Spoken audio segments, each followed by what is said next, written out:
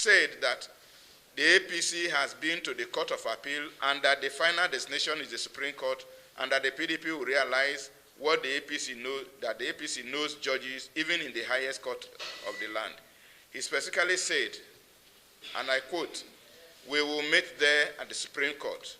That is when we will know who they know, and they will know who we know," unquote. Also note that Gagdi sworn with the grave of his father to make the APC governorship candidate Nentawe the state governor, even when he clearly lost to the incumbent governor Caleb of the PDP. So, with the criminality that has been displayed in using the judiciary to steal the National Assembly seats held by the PDP, Gagdi's avowal to abuse the Supreme Court in achieving his party's aim, his oath that he must make Nantawe the state governor at any cost, and the abusive deployment of federal might against the plateau, it is apparent that he and the APC will not stop at this phrase of usurping the people's mandate. We had ignored earlier intelligence reports that the judiciary would be used to hijack the mandate expressed by the people of the Middle Belt in choosing their national representatives, but we now see things differently, so that the judges have been shown that they are aligned with the APC. The development has now convinced us that the other aspects of the plot for APC to take over Plateau State by any means are no longer assumptions, but realities that must be urgently confronted in the interest of democracy, the interest of peace, and the interest of security across Nigeria. In specific terms, we have become aware that the failure of Gagdi and his co-travelers to steal the governorship seat at the Supreme Court will make them resort to hijacking the Plateau State House of Assembly to illegally move against the governor. They further plot to use this to trigger insecurity that will render the state ungovernable, such that there will be a compelling breakdown of law and order. Every Nigerian is aware of the intricacies and the delicate situation that is prevailing in Plateau State up to this moment. What should scare Nigerians and the world at large, gentlemen of the press, is that they plan to implement this playbook in other non-APC states in order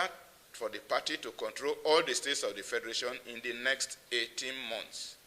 In this,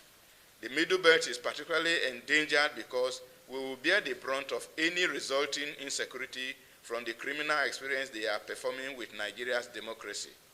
Consequently, we want to place on record our disappointment that Gagdi, a son of the Middle Belt, decided to make himself an anti-Middle Belt